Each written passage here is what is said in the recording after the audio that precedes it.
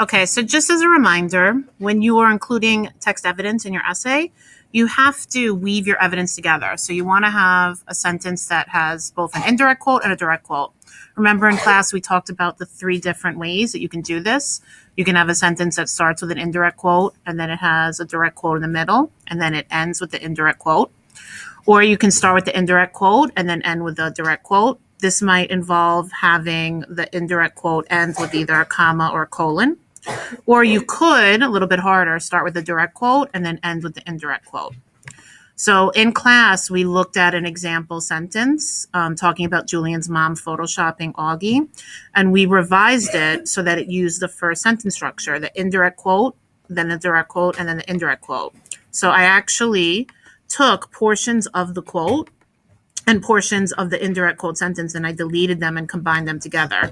And I ended up with a woven sentence that was less repetitive, like the one you see on the screen.